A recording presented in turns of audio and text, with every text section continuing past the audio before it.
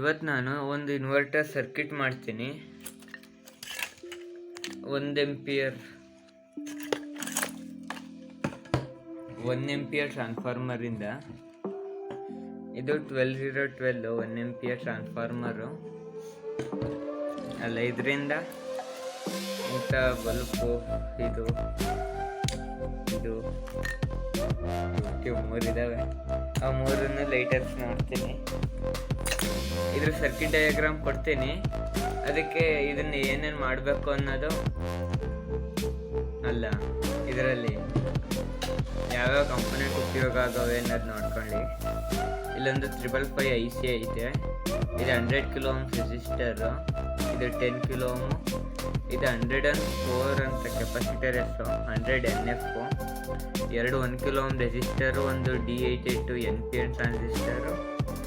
ಇದೊಂದು IRF 44 MOSFET, N channel MOSFET. ಇಷ್ಟೇ. ಇನ್ನು ಇಲ್ಲೆಲ್ಲ ಕನೆಕ್ಷನ್ ಮಾಡಿದ್ದೀನಿ. ಸರ್ಕ್ಯೂಟಲ್ಲೆಲ್ಲ ಗೊತ್ತಾಗುತ್ತೆ.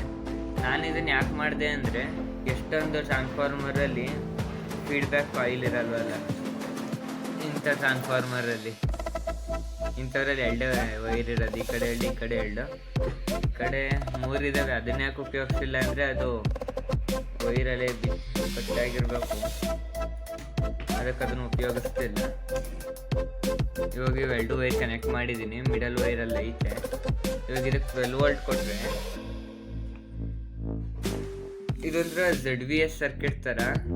ಅಂದರೆ ವೇರಿಯಬಲ್ ಇಲ್ಲ. ವೇರಿಯಬಲ್ ಇದ್ದರೆ ಚೆನ್ನಾಗಿರೋದು. ಅಂದರೆ ಇನ್ವರ್ಟರ್ ಸರ್ಕ್ಯೂಟ್ ಅಲ್ವ, 50 Hz ಫಿಕ್ಸ್ಡ್ ಇರಬೇಕು ಅಂತ. ಅದಕ್ಕೆ ವೇರಿಯಬಲ್ ರೆಸಿಸ್ಟರ್ ಹಾಕಲಿಲ್ಲ.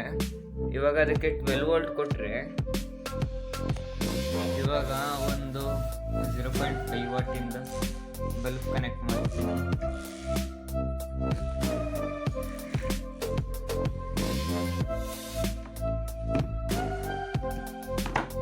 ಇದು 12 ವೋಲ್ಟ್ ಬ್ಯಾಟ್ರಿ ಪ್ಯಾಕು ಲಿಥಿಯಮ್ದು.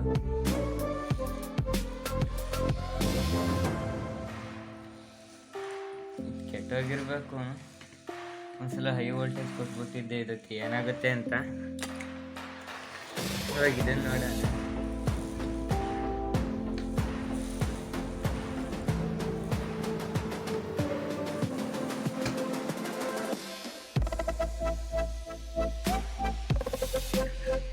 ನೋಡ್ಬೋದು ಇದು ಯಾಕೆ ಬ್ಲಿಂಕ್ ಆಗ್ತೈತೆ ಅಂದರೆ, ಕ್ಯಾಮ್ರದ್ದು FPS ಅನ್ನೋದು ಇದು ಮ್ಯಾಚ್ ಆಗ್ತಿರೋದ್ರಿಂದ ಬ್ಲಿಂಕ್ ಆಗ್ತೈತೆ. ದೂರಕ್ಕೆ ತಗೊಂಡ್ರೆ ಅಷ್ಟೊಂದು ಆಗಲ್ಲ. ಈಗ ರಿಯಲ್ದಾಗ ಏನು ಕಾಣಲ್ಲ. ಇದು 50 Hz.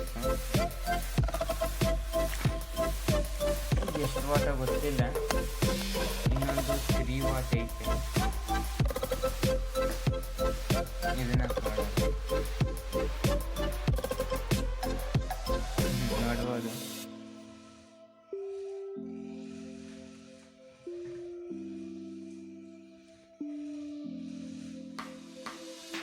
ನೈನ್ ವಾಟು ಕನೆಕ್ಟ್ ಮಾಡ್ಬೋದು.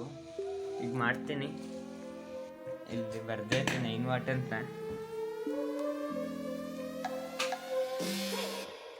9 ವಾಟು ನನಗನ್ಸ ಒಂಚೂರು ಸರ್ಕ್ಯೂಟು ಒಂಚೂರು ಹೀಟ್ ಆಗಿಲ್ಲ. ಅದೇ ರೆಸಿಸ್ಟೆನ್ಸ್ ಇರೋದ್ರಿಂದ ರೆಸಿಸ್ಟೆನ್ಸ್ ಒಂಚೂರು ಹಿಂದೆ ಮುಂದೆ ಮಾಡಬೇಕು. ಇದೊಂಥರ ಫ್ಲಿಕ್ ಆಗುತ್ತೆ ಈ ಥರ. ಈ ಇದರಲ್ಲಿ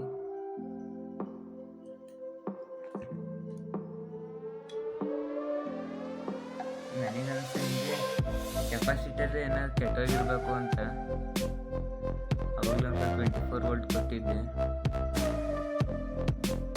ವರ್ಕ್ ಆಗುತ್ತಿದ್ದು. ಅಂದರೆ ಕ್ಲೀನಾಗಿರೋ ಕಂಪೋನೆಂಟ್ ಉಪಯೋಗಿಸಿದ್ರೆ. ಕೆಪಾಸಿಟರ್ ಕೆಟ್ಟಾಗೈತೆ, ಹೀಟ್ ಆಗೈತೆ. ಕೆಪಾಸಿಟರ್ ಫಾಲ್ಟ್ ಆಗಿರೋದ್ರಿಂದ ಬ್ಲಿಂಕ್ ಆಗ್ತೈತೆ. ಇಲ್ಲಾಂದರೆ ಕ್ಲೀನಾಗಿ ಬರೋದು. ಈ ಥರ ನಾವು ಸಿಂಪಲ್ಲಾಗಿ ಇನ್ವರ್ಟರ್ ಸರ್ಕ್ಯೂಟ್ ಮಾಡ್ಬೋದು. ಮುಂದಕ್ಕೆ ಇನ್ನೊಂಚೂರು ಇದನ್ನು ಅಪ್ಗ್ರೇಡ್ ಮಾಡ್ತೀನಿ. 2 MOSFET ಇಂದ ಹಂಗೆ ಇದೊಂಚೂರು ಸರ್ಕ್ಯೂಟ್ ಇಂಪ್ರೂವ್ ಮಾಡಬೇಕು. ಸರ್ಕ್ಯೂಟ್ ನಂತರ 15 ವಾಟ್ ಬಲ್ಬ್ ಐತೆ. ಈಗ ಇದನ್ನು ಕನೆಕ್ಟ್ ಮಾಡಿ ನೋಡೋಣ. ಟ್ರಾನ್ಸ್ಫಾರ್ಮರ್ ಚೇಂಜ್ ಮಾಡಿದ್ದೀನಿ, 2 amperes ಹಾಕಿದ್ದೀನಿ.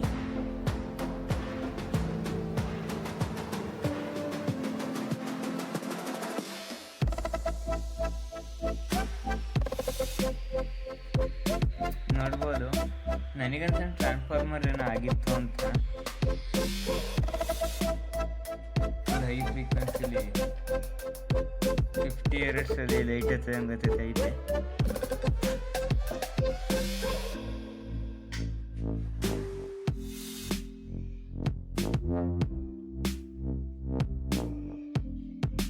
ಬರೀ ಇದೊಂದು 12 volt ಬ್ಯಾಟ್ರಿ ಪ್ಯಾಕಿಂದ.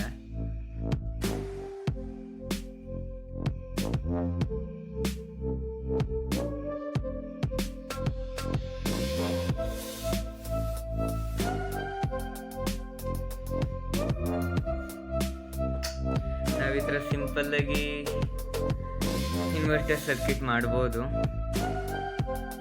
ಆ ಟ್ರಾನ್ಸ್ಫಾರ್ಮರ್ ಚೆನ್ನಾಗೈತೆ. ಒಂಚೂರು ವೈಂಡಿಂಗ್ ಬಿಚ್ಕೊಂಡಿತ್ತು ಒಳಗೆ, ಒಂಚೂರು ವೈರ್ ಅಲ್ಲಾಡ್ಸಿಕ್ಕಿದೆ. ಅದು ವೈಂಡಿಂಗ್ ತೆಗೆದ್ಬಿಟ್ಟು ಇನ್ನೊಂದ್ಸಲ ವೈಂಡಿಂಗ್ ಮಾಡಬೇಕು. ವೈಂಡಿಂಗ್ ಚೆನ್ನಾಗೈತೆ, ವೈರು ಕಟ್ ಆಗೈತೆ. ನೋಡೋಣ ಮುಂದಕ್ಕೆ ಇದನ್ನೊಂಚೂರು ಇನ್ನೊಂಚೂರು ಅಪ್ಗ್ರೇಡ್ ಮಾಡೋಣ.